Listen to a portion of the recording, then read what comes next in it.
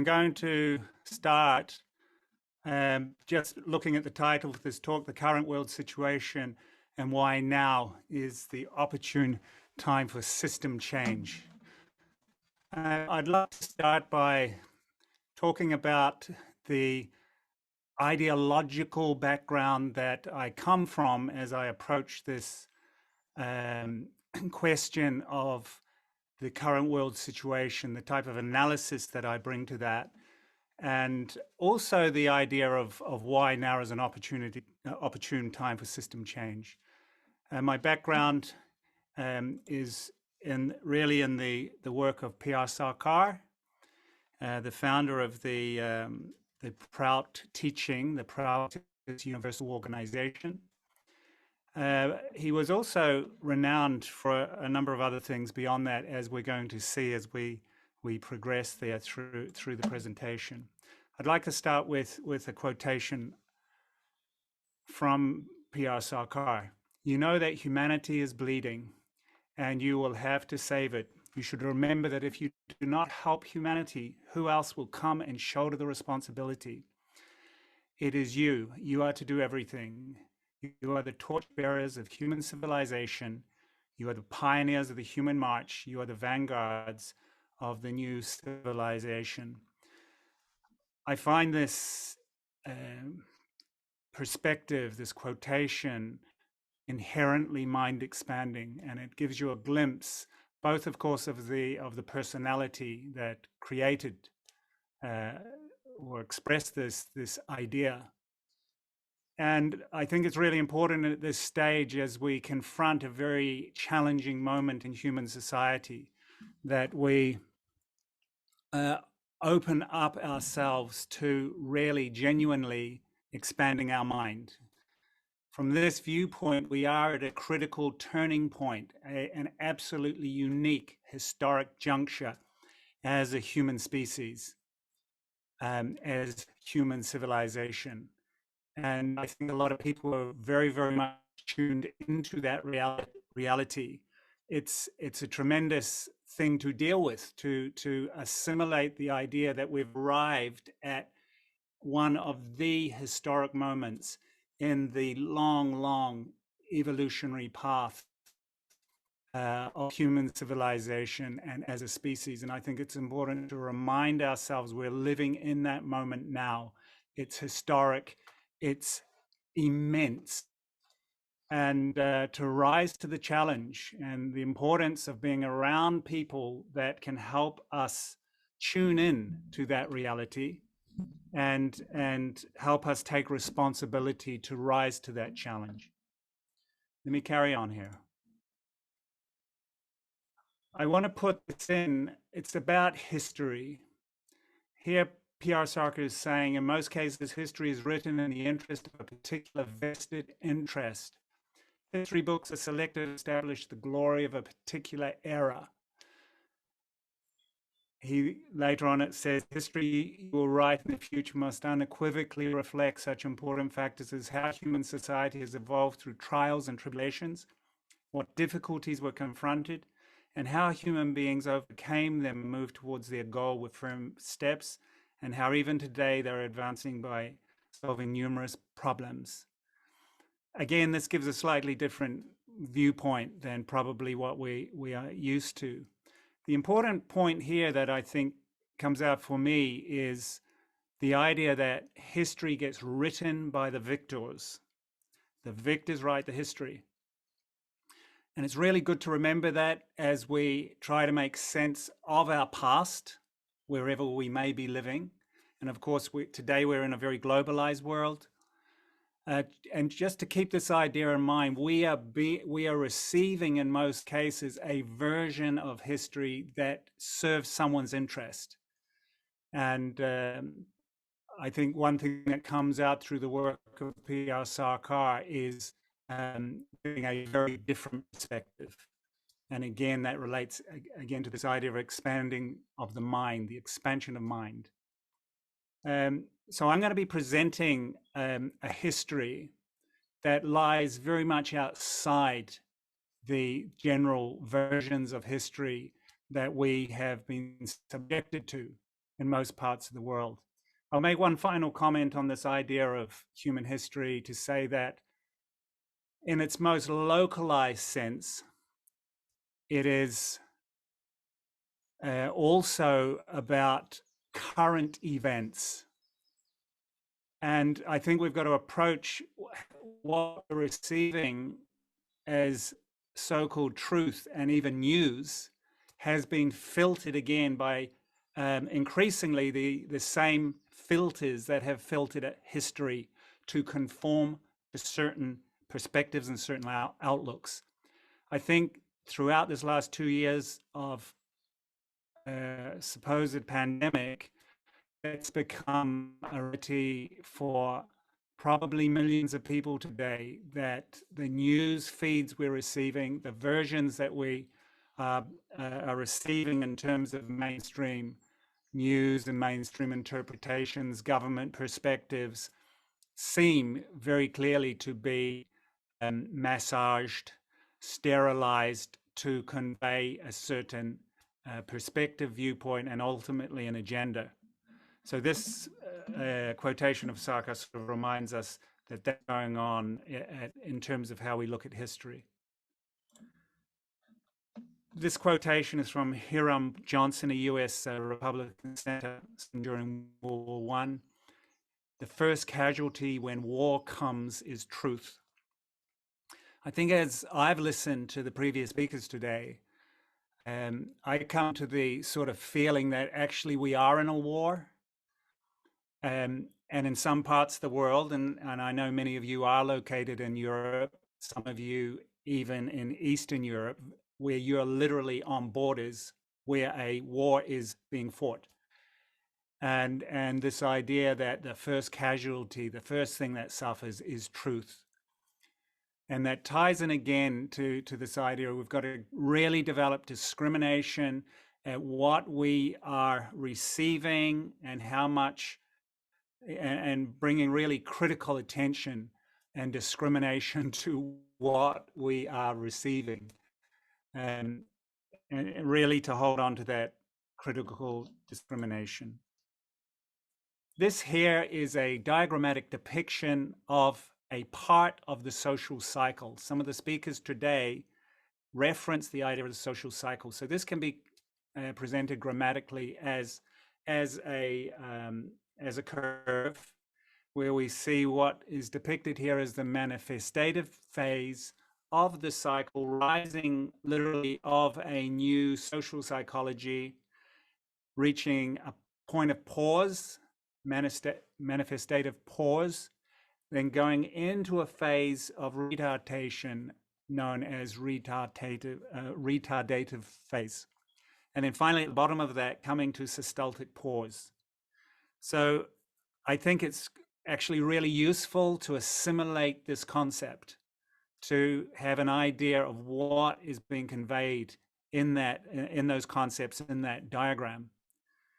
Why is it so important to grasp these concepts? Because we are, I think speaking even in a very objective and empirically viable sense, we are advancing with great speed now in this retardative phase in most parts of the world in the capitalist system, in the merchant era or the capitalist system.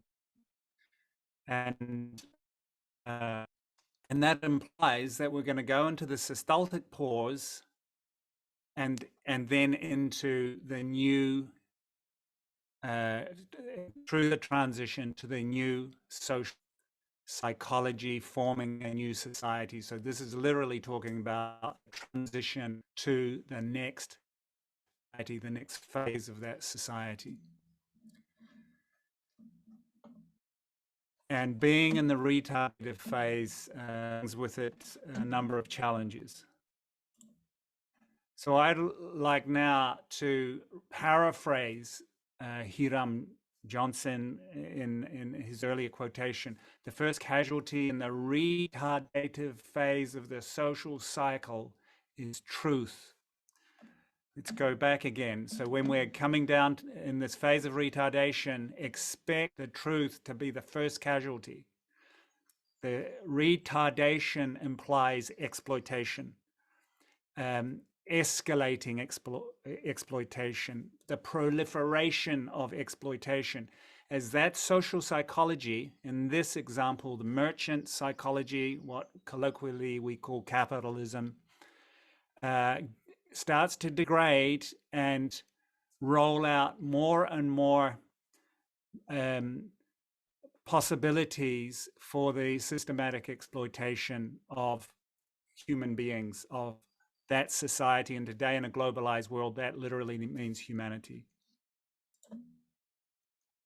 So yeah, in this retardative phase, be critical about truth and understand that we've got to actually go a little bit deeper to actually get truth, and be very discriminating of what is passing itself off as that.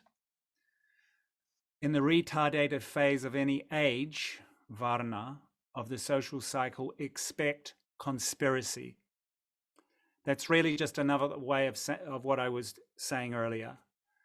Phase of retardation is going to be characterized by a number of things, of which exploitation of human beings will be paramount. And those means, ways, methods of exploiting humanity are not going to be made public.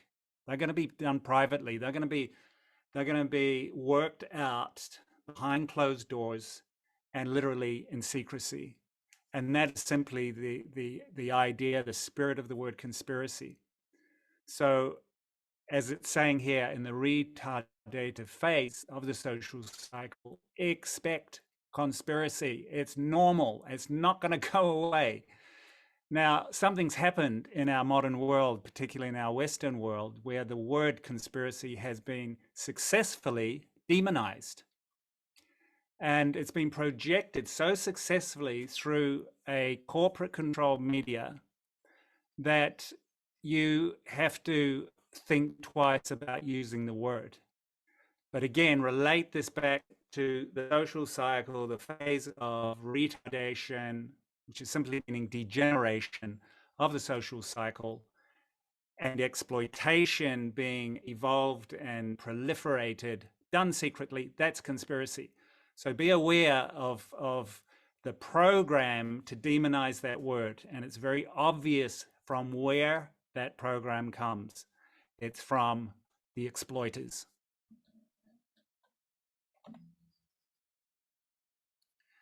Okay, what I'm doing here now is throwing out some foundational concepts, some important premises that I think is important to understand what's going on in our current world. So I've put forward some concepts already. Here's another quote from P.R. Sarkar. At present, we have to look at everything in this world from the perspective of our solar system. Even if we do not yet look at things from a cosmological perspective, meaning like a universal perspective, we must move ahead looking upon the solar system as one integral entity. But in the future, human beings from other planets and satellites will join our movement. We will have to build our society together with all. We will have to look upon this whole world as an integral entity. Why did I put that there? As I said, Sarkar has conceived of human society at such an expansive level that it's extremely unfamiliar to us when we come to it new. And yet, ideas like what he's expressed there in this quotation, I believe are very, very important for us to open our minds to today. What does that mean? Well, he's talking about viewing a solar system as part of our reality, part effectively of our extended humanity and our extended social system, our social order. And that's a very mind-expanding concept. Of course, we've got to be selective where we're going to express such ideas. Why is that? Because again, just as history gets projected from a very, very particular agenda to serve vested interests. So has knowledge itself. One of the interesting things that I think, again, millions of people today have become aware of is issues around life beyond our small planet have effectively been suppressed. It's been massaged. We have received a certain version related to that idea, which has left us literally in a sort of dogmatic state of incredible ignorance and even arrogance that somehow we're the only developed species in this universe. Sarkar makes it very clear, and there's actually a multiple of these types of quotations. We aren't alone in this universe. And the struggles that we're going through on this small planet are struggles that are going on throughout this universe by other developed and developing beings who are engaged in the similar process to move towards something elevated, a state of existence that is elevated. So let's keep that idea in mind. I want to now plug in another concept, again from P.R. Sarkar, that picks up again on this, planning for the Mahavishwa. Now the universe has become very small. People are able to travel from one planet to another. When there was no convenience of conveyances, Krishna planned the Mahabharata to unite the scattered India. Today the universe has become small. Planning for Mahavishwa and not Mahabharata is required. Okay, so the reference to Mahabharata was the drama played out in the continent of India, in the subcontinent of India, around 3,500 years ago. The central figure in that unique historic drama was Sri Krishna, a great spiritual personality, a leader, and had a tremendous impact on that age, and indeed in ages subsequent later on. So this idea, I think it's important again to remember the value of understanding actually even the detail of what this Mahabharata represented. And we're going to introduce some concepts that I think will clarify why that historic episode, known to even way beyond India, this is known practically globally, the idea of the Mahabharata, the war of the Mahabharata, and the personality that was Sri Krishna. So we're going to look at that. Let me touch on the idea of Mahavishwa a bit further. And it's this idea again that the duty of emerging humanity in this now advancing stage of human development is to view the universe as part of our one whole entity, integral entity. So the word Maha is meaning great, the word Vishwa is meaning universe. So he's telling us, orientate your mind not only to the pure spiritual level, as well as the practical mundane level. These are the things that within a traditional so-called spiritual approach that we'd be encouraged to do. But he's saying, yes, but also extend your horizon and your understanding, your viewpoint, to understand that the universe itself, the solar system itself, has now to be admitted into your mental arena, and ultimately in a very practical way. Let's continue there. United you will have to remain. This is your duty. So that the people of the world may remain united, it is your duty to bring the Mahavishwa as soon as possible. There will be peace and happiness in the universe established in one indivisible ideology. Humanity will march ahead towards the supreme goal. Victory be with you. So it's again this idea. It's as if he's saying, human beings, your world is going to expand beyond one small planet. Prepare your mind, prepare yourself. and I think it's very important, the ending of that, victory be with you. A lot of what Sarkar had to reveal, and even the new histories he had to share with people, showed quite brutal phases in human history. What one civilization or one nation or one empire often had done to others, how it had subjugated and exploited. Yet there was always a tremendous optimism in Sri Sarkar's perspective. And I think that's critically important today as we take on board this concept of Mahavishwa, the struggle to establish a benevolent human society. So I want now to bring in, very briefly, because time is short, the sort of cosmology from which Sarkar is coming. And I don't mean this to be some grand detour into some philosophical labyrinth. I want to bring this in because I believe it's critically important today. There will emerge a vanguard of humanity, of benevolent humanity. There will eventually, and it's happening now, I believe, emerge a completely new type of leadership, humanity, right from the grassroots. And that is so crucially important if the other things we talked about today in this conference are to happen. Namely, if we are to get a genuinely benevolent world government composed of people who are there solely for the welfare of the collective body of humanity and indeed the living beings of this shared ecosystem. If we're going to get that color of people, we do need a fundamental change of perspective and outlook, let's say, a significant paradigm shift at many levels. One of them is going to be regarding our cosmology, the way we understand the reality of our existence, of this cosmic order that we exist in.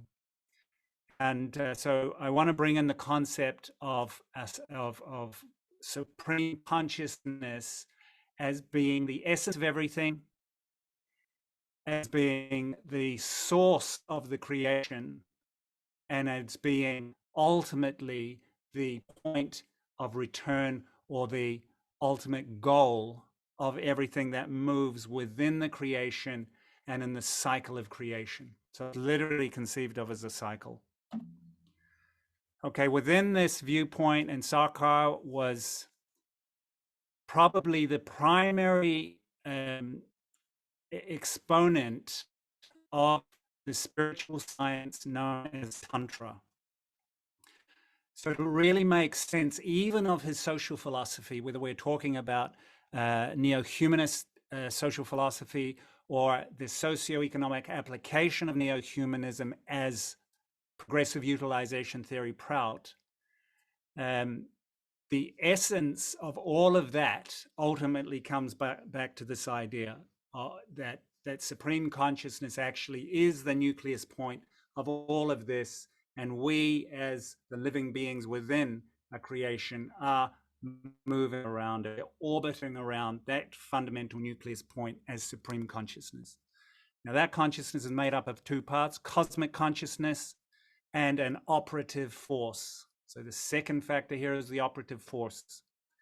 What does that mean? It means if you want a creation, you're going to have to somehow transform a part of that cosmic consciousness into things, into a creation. And what allows that to happen, what does that operating, that work, is this operative force. So that supreme consciousness, that supreme power, has these two aspects that make it up, and one of them is the operative force. This is a diagram that shows this idea as a cycle. So this operative force operates on a part of consciousness and leads to the creation. It doesn't happen all at once. It goes gradually through stages. this is a diagram of this operative force operating on consciousness, leading firstly the formation of a cosmic mind, then what are depicted here as fundamental factors. Finally, physical matter expressing a solid factor, out of which, interestingly enough, come living beings, more sophisticated living beings as plants, more sophisticated again as animals. Finally, human beings emerge as highly developed living beings within this cosmical. And I've got here other beings that are more developed than human beings.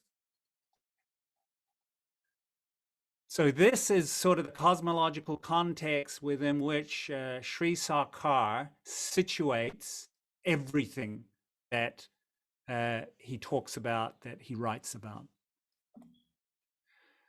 Okay, now this operative force has two parts to it. One is extraversive force, which is the crudifying or the centrifugal force, and in the Sanskrit language it is known as avidya. The other aspect of the operative force is the opposite of that. It is the introversive force that is moving towards subtlety, that is elevating. We can call that philosophically centripetal, moving towards the nucleus. That's known as vidya. So this operative force has both of these aspects going on. It's an important concept. It's actually, I think, a very sophisticated concept to.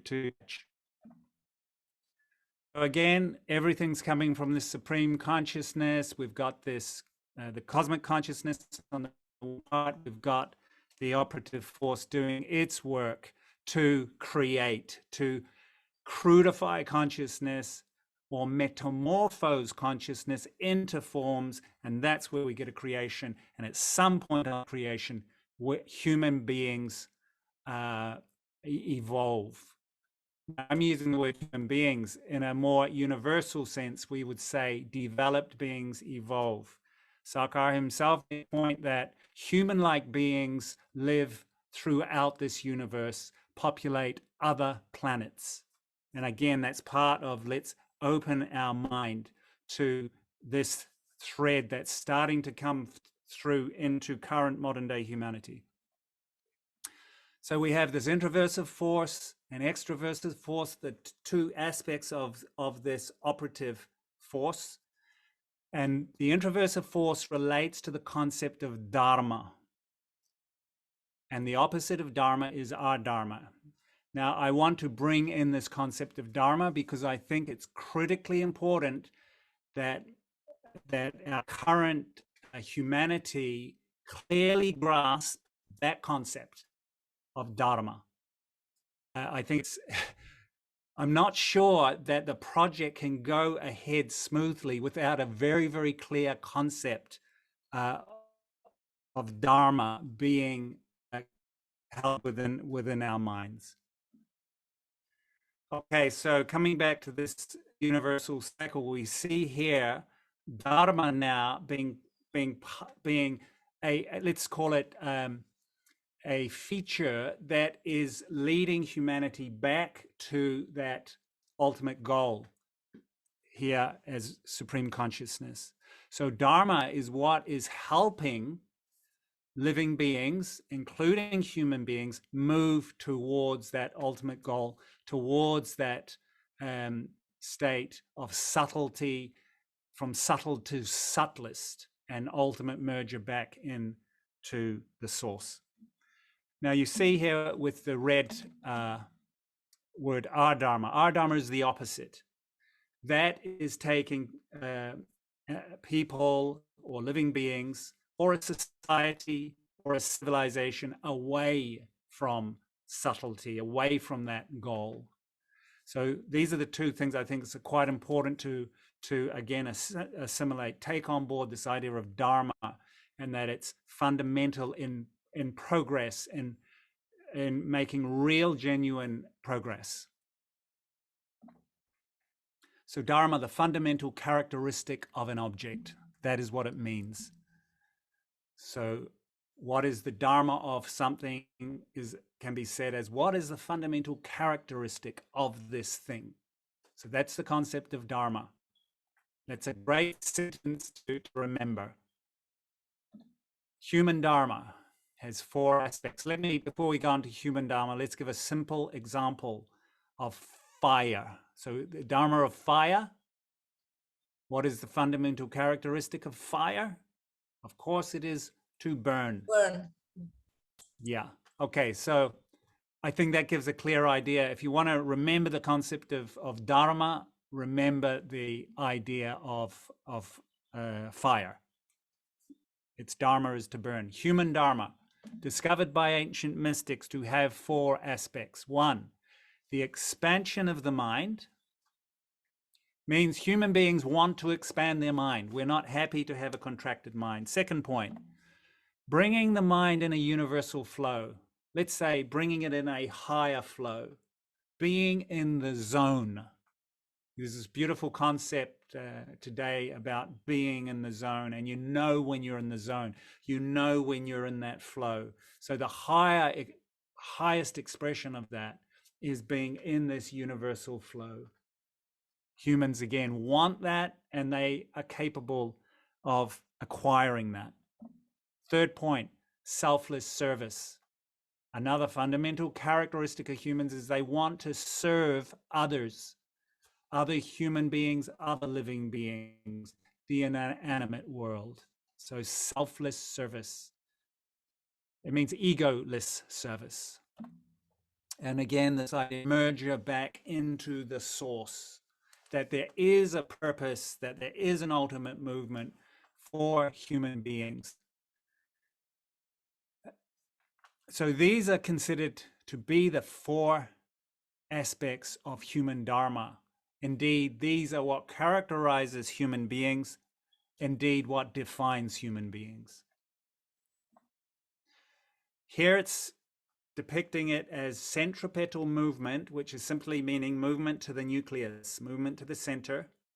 And Dharma, when we follow those 4 factors, that's what happens. We enter into a flow, we enter into an evolutionary path that is moving us progressively closer to that nucleus point. And the our Dharma is doing exactly the opposite, carrying us away to periphery, to crudity. It can be depicted as a spiral. And again, we've got this movement away from periphery, the edge of the spiral, through to the nucleus.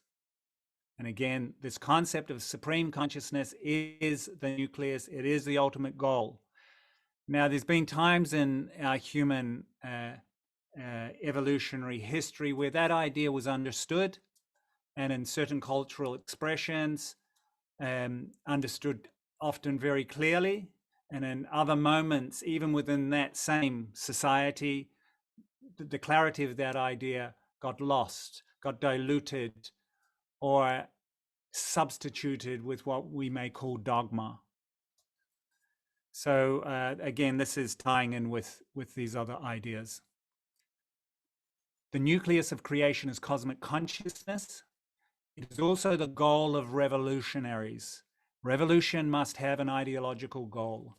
Okay, so this quotation of P.R. Sarkar bridges the concepts of cosmology, of cosmic consciousness with society, with our lived, practical, even day-to-day human lives and human realities. And it says something very important here. This cosmic consciousness is the goal of revolutionaries. Now, you've probably never heard that idea before. And it does imply a very different concept of what revolutionary means, of what revolutionaries are. Because again, Sarkar's putting it in a very, very expanded, very sublime, but I believe a very logical context. So we then come to the question of what is the purpose of human society? We've understood now what is the purpose of human existence, of human life, with this idea of human dharma with those 4 qualities. So we can then ask ourselves the question, what is the purpose of human society? Naturally, logically, we would be able to say it is to facilitate human dharma. It is to facilitate human purpose. So once we're clear on what human purpose is, then we can get equally clear about what the purpose of human society is. And the reality is today in our world, we aren't so clear of either what is our human purpose and therefore what is the purpose of human society. That's why I think coming back to these concepts of fundamental purpose, fundamental characteristics today are absolutely critical. And these concepts need to be projected into the collective consciousness of humanity to be picked up and drawn down into the minds of people who are thinking for benevolent progress and for the well-being and welfare of the collective humanity. So these ideas need to now take their place within the minds initially of that vanguard, indeed of those revolutionaries, and as much as possible to every other part of our collective human society. So to create a dharmic human society, what we may call in English language a neo-humanistic society. The word neo-humanism is a qualification of the idea of humanism. So if humanism was the ascribing of fundamental rights and existential value to all human beings, neo-humanism expands that to include all living beings. And the acknowledgement ultimately that actually with consciousness as our fundamental essence, we are all ultimately linked to another, and indeed ultimately with the inanimate creation as well. So at this point, we start thinking about a word Sri Sarkar called Ananda Parivar, the blissful cosmological family, the spiritual family. So you can see here, this is a substantial expansion of thinking, an expansion of awareness and understanding. And I believe, as I know all of you believe, now is the time historically on this planet for these ideas now to take their place. It is now the formation of a new mental landscape. And these are the fundamental concepts that are going to make up that new awareness, that new understanding. And of course, we all have our duty to do that, to promote that. Okay, so we went from this idea of introversive force related to Dharma. We've got this idea of an extroversive force related to our Dharma. Extroversive effectively here meaning crudifying. Now we bring in another level to this. The esoteric expression of Dharma will center itself around practices for liberation and selfless service. Liberation here is referring in a spiritual sense. The expansion of mind, the merger in pure consciousness, the individual consciousness, and ultimately again, merging back into that supreme consciousness from which everything has come. So that's the esoteric expression of Dharma. Our Dharma also has an esoteric expression, but it is completely different. Actually, it is the polar opposite. And I've expressed it here as black occultism and service to self. Now, in my understanding, that has been present on this planet since the beginning and throughout our human evolutionary journey. And I believe it is equally present today. And that's another factor, I think, that can be integrated into our sort of new, expanding, emerging understanding and awareness of the world we're living in. And I'm not going to say more on that at this point. And yeah. P.R. Sarkar, when psychic pabulum is of carbonic nature, psychic movement is towards the crude. If psychic pabulum is of non-carbonic nature, psychic movement is towards subtlety. Okay, let's translate that. Pabulum is a Latin word meaning nourishment. So it's saying when the mind nourishes itself from carbonic nature, meaning matter, it's literally meaning matter, then the effect on the mind is crudification. So where the mind is constantly drawing its nourishment, constantly associating itself with matter, it gets crudified. In contrast, where the mind associates itself, draws its sustenance, its nourishment from non-matter, from that which is more subtle than matter, then the mental movement is towards subtlety. Again, another profound concept to be integrated into this emergent collective awareness.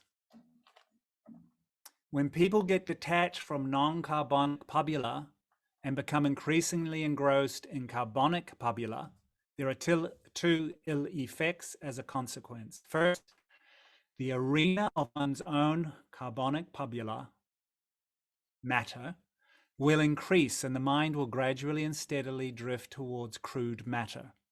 Secondly, one's mind will think in terms of devouring others' carbonic pabula, others' physical resources, physical nourishment. This is the psychological explanation of imperialism. You know, very profound definition of imperialism. So it's saying the psychological origins of imperialism lies in a mind that has been engrossed in matter and got crudified as a consequence of that. So that's an important concept as we go through our presentation that it's good to hold on to, because I think it explains a lot about what is happening currently in our world. Okay, this is a map of India, and this is where this battle of the Mahabharata played itself out between the forces of Dharma and the forces of our Dharma in that history around 3,500 years ago. Just north of Delhi in the northern part of India, this drama played out. You can see Hastinapur there in Uttar Pradesh. You can see Kurukshetra, where the war of the Mahabharata ultimately was waged in Haryana state of North Africa. So that's this idea of Dharma versus our Dharma, the Mahabharata being a very explicit historic episode full of instruction for humanity, and very, very worth looking at actually that book and the discourses that Sri Sarkar has given on that historic event. Okay, so I want to jump now about 2,600 years further on from the time of the Mahabharata of India. And we're in here now in around 1100. And I want to talk about a certain culture, a certain civilization that flourished in the northern part of Italy after the fall of the Roman Empire. So 476, the last Roman emperor was forced, in fact, to abdicate. And the patrician families were fleeing from the invading Vandals and Goths and Visigoths during that protracted confrontation with the Roman Empire. Some of these settled in the area in northeast Venice, Italy, known as Venice, literally the islands, the lagoon of Venice, and they became known as the Venetians. Now, why I want to talk about the Venetians in terms of understanding current history is because they seem to have moved more quickly through the social cycle that we've talked about on other occasions today in the conference. and seem to have gotten out of the warrior era, the martial age, got through the age of the intellectuals and into the merchant era, seemingly ahead of the other countries of this region of Europe. And therefore, it provides something of interest to us today, which is the majority of the world living in merchant era. So literally around 900, 800 years earlier, the Venetians had already moved into that era and indeed moved into the phase of degeneration of that social cycle. And it's very interesting to get a clarity of understanding about what played out in that history. The Venetians, this is a map of that part of Europe. In the year 1181, they were surrounded by enemies. They were traders. The Venetians were traders. What you're seeing there is the Holy Roman Empire, which was governing that whole section of Europe. And imagine little Venice, the Venetians, inhabiting just one small point surrounded by this Holy Roman Empire.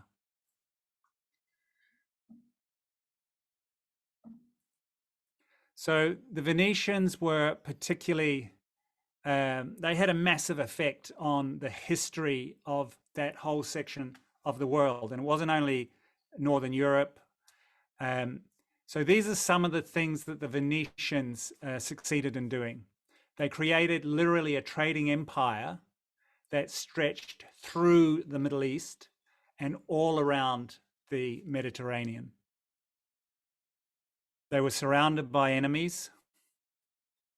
1201, there was the Fourth Crusade. The Christian knights were going to the Holy Land to defend Jerusalem according to their religious system. A group of Norman knights numbering 10,000 arrived in Venice to get passage because the Venetians were controlling all the shipping routes, doing all their trading. So it's natural that these knights went to the Venetians to get passage. They negotiated a deal with the Doge of Venice, means the leader. They were an oligarchy. The Venetians at this phase of history were an oligarchy, meaning rule by very few. And the head of the oligarchy was called the Doge, D-O-G-E. So the Norman knights negotiated a deal for passage to the Holy Land, being, Jerusalem, and the return passage. Well, the amount they had to pay was double the annual income of the King of England and the King of France. So, so that's an interesting viewpoint of what keen negotiators they were, and very fixed on money and profit. Okay, now they also use these Normans to overthrow certain leaders and rulers en route to the Holy Land. They had very influential, powerful ambassadors inside the Vatican and had the ear of the Pope. They promoted Martin Luther and influenced him. In fact, they pretty much facilitated the break with the Vatican Church, the Roman Catholic Church. Luther, who created Lutheranism, was supported powerfully by the Venetians. You've got to understand the Venetians, even though they were a very small geographic base, they were effectively an empire based on trade. They had a very developed diplomatic service. Padua University, one of the first universities in the world. So you're getting a sense of a very sophisticated, but also a very ruthless trading people. 1500s, they sent an advisor to Henry VIII, King of England, who wanted a divorce. And in that manner, because Henry VIII fell for it, they managed to infiltrate England, and of course concluded his divorce for him also. Earlier on, 1200s, they manipulated the Saracens, the Muslims, the Mongols. Remember, Genghis Khan had extended his empire from Eastern Asia, from Mongolia, all the way to Europe. And what was the Venetian response to the invaders? Do business with them, literally. Okay, it's incredible. It's an incredible history. They conspired against the Renaissance. Cosimo de' Medici of Florence, who was one of the great financiers of the Renaissance, of that amazing moment of European history. And they were the enemies of the Renaissance. They dreamt of world domination, especially after the fall of the Byzantium Empire, which was the Eastern Roman Empire. We've done that already about Martin Luther. The Jesuit order was effectively created by the Venetians, with Loyola being trained by the Venetians and dispatched on his mission, and his meeting with the Pope facilitated by Contarini that we saw earlier. This is a very powerful and dynamic people. Okay, now, we saw earlier they were surrounded by enemies. The time came inevitably where they realized their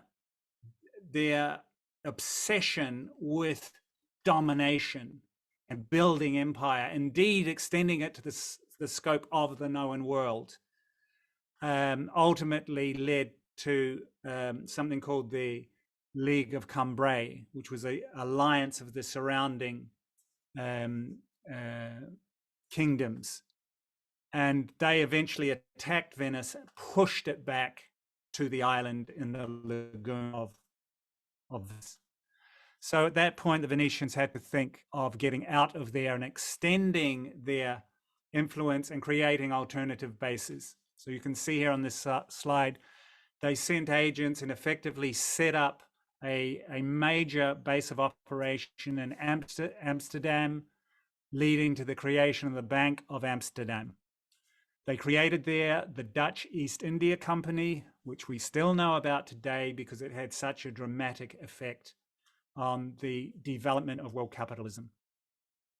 Saw already Henry VIII's divorce. They had the inside on the king and were able to make a major impact on that 1 square mile of London known as the City of London. It's simply 1 square mile, and that became their base of operation. By the end of the 1600s, they set up the Bank of England. They created the British East India Company and developed the idea of oligarchy amongst the British, starting with Henry VIII. And that is the legitimation that an entire society will be ruled by a select few people. So at this point, and again, with Henry VIII, this idea became foundational amongst the British monarchs. We saw a party created in Britain literally called the Venetian Party. That's how prominent they were in the country. The name got changed in the late 1600s to the Whig Party, and it was based on the ethos of the Venetians, who were still obsessed and completely committed to a trade empire, Dutch East India Company, British East India Company, and ultimately the dream of global domination and rule. At this point, I might remind us about that quotation about carbonic pabulum. When the mind is engrossed in matter, it ultimately leads a person to devouring the physical resources and even nourishment of others. And that's what I think we're fundamentally dealing here with here. So this quote from Griffin Bartley, he's probably the foremost historian that has written on the Venetians, at least in English language. The oligarchical system of Great Britain represents the tradition of the Babylonians, Romans, Byzantines, and Venetians, which has been transplanted into the British Isles through a series of upheavals. The status of Britain as the nation fontué of modern history, I think that means messed up. The messed up nation of modern history is due in particular to the 16th and 17th century metastasis cancer into England, Scotland of the Venetian oligarchy, along with its philosophy, political forms, family fortunes, and imperial geopolitics. I think that's really crucial, again, if we're to get a clear understanding of what's playing out today in our.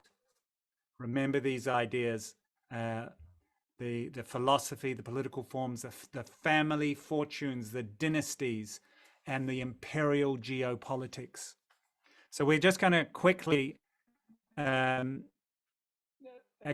this one is talking about how that British East India Company, which was really the spearhead of the British Empire, it had been given the right by the British monarch to create its own army.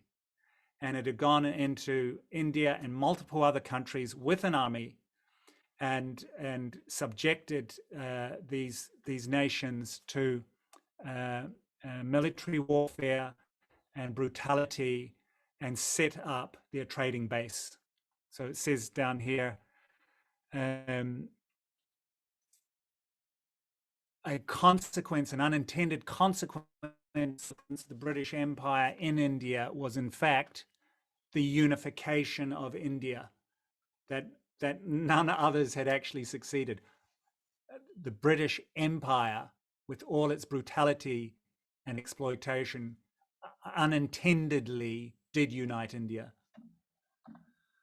Okay, so let's come through this history now. We're here with Edward VII. He has again embraced this Venetian mindset and has dedicated his role as first Prince of Wales, son of Queen Victoria, and then King Edward VII, to completely projecting the Venetian concept of domination through trade and military subjugation on a global scale.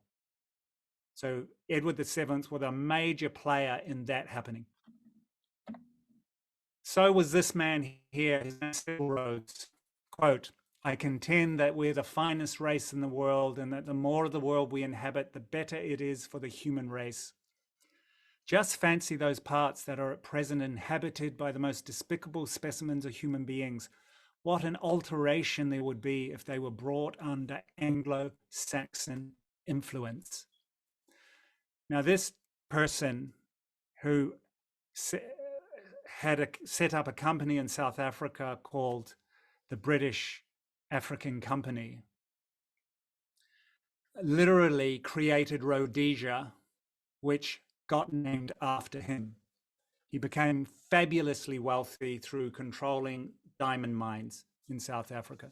So Rhodesia, named after him, today we know it as Zimbabwe and Zambia. So he organized literally a secret society called the Circle of the Initiates, and with an outer circle known as the Association of Helpers, and beyond that known as the Round Table Organization. Those of you who are living in Commonwealth countries may know that name, Round Table Organizations, because they still exist more than 100 years after Cecil Rhodes and his supporters created it. We don't have time to go into that. This author called Carol Quigley, Tragedy and Hope, contains a lot of the unwritten, unacknowledged history. Okay, we're now into the 20th century, and we see here the Federal Reserve Act. This was where the oligarchs of Britain, along with oligarchs of Germany and France, managed to get hold of the American Central Bank. That is a crucial moment in the capitalist history, where what became the world's most powerful economy, where its central bank came under the complete control of private owners. So this is not known even today widely. Federal Reserve, one of the most significant banks in the world, is privately owned, and some of that ownership is actually European, some of it going back to the British. So we have a whole geopolitics going on here, where Edward VII had to destroy Germany. Why? Because 1871, Bismarck united Germany. They then became a threat to the British Empire. World War I was the strategy of Edward VII to defeat the threat from Germany. So that's how the geopolitics works. Wars are staged for economic, political, and imperial purposes.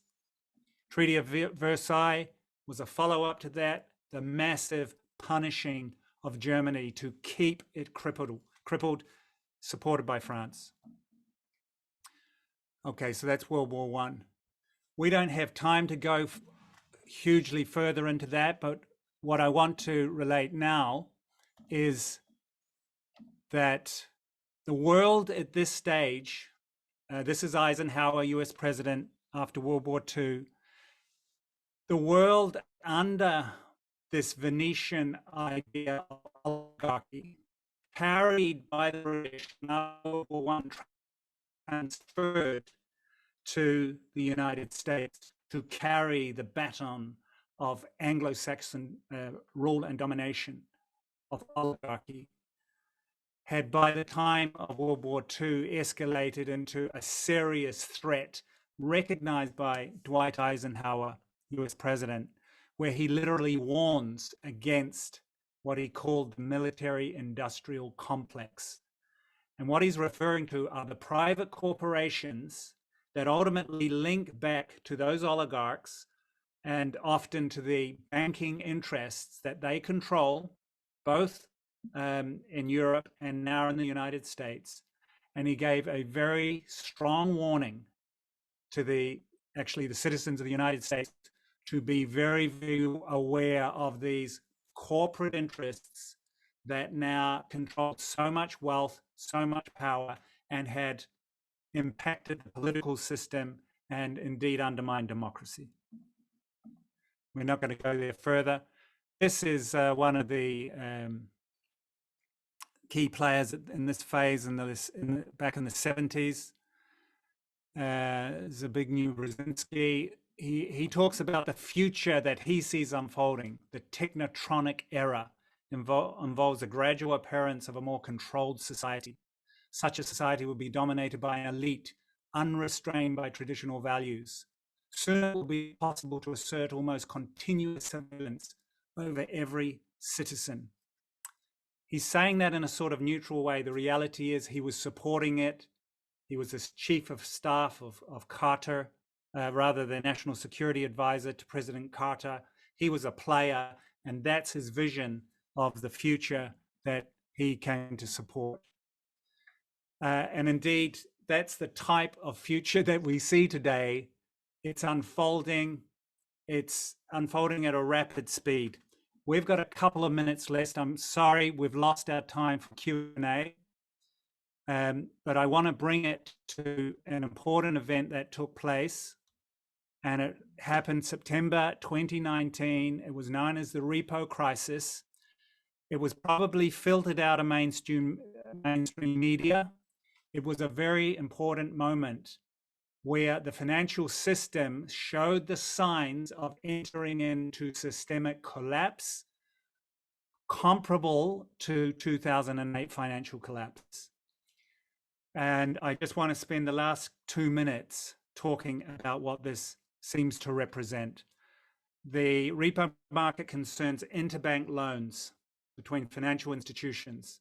The usual rate of interest charged for these very, very short term, even they may be 1 or 2 days of transactions, was around 2.4%. On the 16th of September, they increased 4 times to 10%. It showed two things. One, the banks were losing confidence in lending to other banks, meaning they saw fragility in the system and question whether they're going to get their money back. Second thing is, it showed the Federal Reserve, the privately controlled central bank of the US, was losing control. So something very remarkable happened there. The Federal Reserve went on to appoint a commission or a team from BlackRock, now the largest asset manager in the world, with assets something like 9 trillion, people quote 7 trillion or $9 trillion of managed assets under management. They put a team together, and that team comprised ex-central bankers. They asked them to come up with a plan how to stop this crisis continuing and to save the economic system, the financial system. And what resulted was a plan called Going Direct. That plan got presented in September 2009 to the central bankers who are meeting, the G7 nations, central bankers met in the United States, Jackson Hole, Wyoming, for an emergency meeting where the BlackRock, commissioned by the Federal Reserve, plan was presented, and that was Going Direct. What does that mean? It means rather than giving responsibility to the government to save this situation through what's called fiscal policy, spending in a government, it effectively enabled the central bank to take over that. And therefore, the central bank would then take on the job of allocating what effectively was taxpayer bailout money that ran into trillions of dollars, would be now controlled directly from the central bank. Remember, that central bank is privately owned. So this is indicative, one, of the tremendous crisis of capitalism, and it's really a rerun of 2008 because the underlying causes were not addressed. Conclusion of this, we are living now in a moment of extreme financial and economic fragility within the advanced capitalist nations. And the ideas we saw earlier about the technocratic state, the techno-feudalist state, to use the words of ex-Greek finance minister Yanis Varoufakis, techno-feudalism. So that's the moment that we've arrived at. And at this point, we can start seeing parallels at earlier human experience known as the Mahabharata. We're seeing this extreme moment of polarization start happening. I think we need to be aware of that. We need to talk about that. We need to be networking with a lot of other people about how we're going to deal now with a whole new level of government tyranny. And when I say government, they are now starting to act like puppets of the oligarchy, of the central bankers, of the world financial elite. We could talk for a long, long time more on this. We've run out of time. I want to thank everyone for being here. Thank you.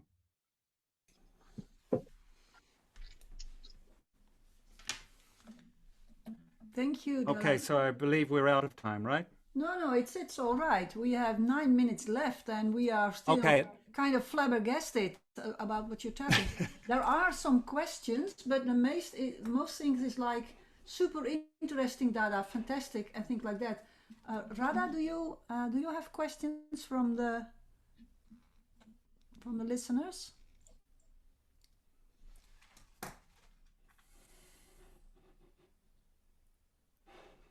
I don't know. I was thinking you were doing the questions.